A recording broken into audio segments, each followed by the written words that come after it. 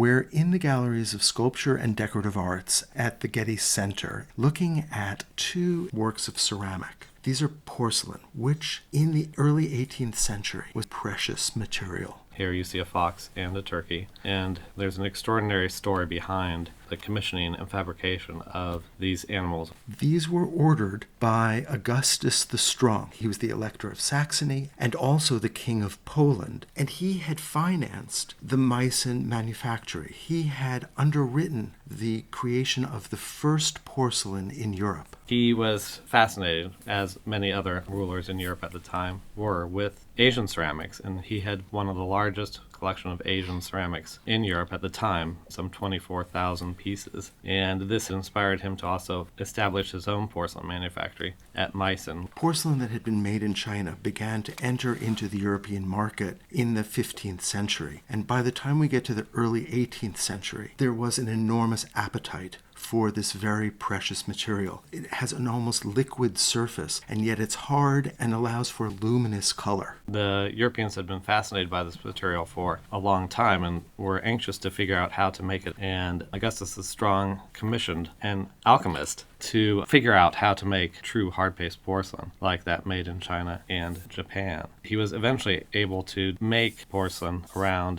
1710, the first porcelain made in Europe. Augustus was not satisfied with replicating the work that was coming from Asia. He would eventually order a virtual menagerie of life-sized animals for his palace in Dresden, which became known as the Japanese Palace because it would also house many thousands of porcelain objects from China and Japan. Where he got the idea for the commission of these life-size animals is a mystery, but it was to fill the very first long gallery of the upper floor, and it was to house up to 500 of these porcelain animals in display of his wealth and his prestige. And this type of porcelain of this size had not been attempted in Europe before. He was pushing just to the edge of what was technically possible. The objects were skillfully designed to anticipate the limitations of firing such a large and heavy piece of porcelain, a process that inevitably resulted in at least some cracks, which are camouflaged to a great degree by the complexity of the surface, especially at the base. You look at the way the fox is seated, he has his head forward and he's grasping the chicken in his mouth. But if you look at the way the chicken is formed, it falls down to the base as well, and it's serving as a support for the head of the fox. So the composition supports the ultimate success of this figure. I want to go back to the issue of animals. Why would Augustus the Strong, who was trying to represent his taste, his wealth, and his oversight of this technical innovation, why would he choose animals? And so it might be useful to place this collection in the broader context of his palaces in and around Dresden. He had a number of palaces and also a number of zoos or menageries of live, domestic, and exotic animals. And he also had a collection of taxidermied animals. And this signified a ruler such as Augustus, his dominion over the natural world, not just his own subjects, but also the animal world as well. Looking at the fox closely, there is an anthropomorphic quality to him. He looks guilty, as if he's stolen the chicken, and he knows it's wrong.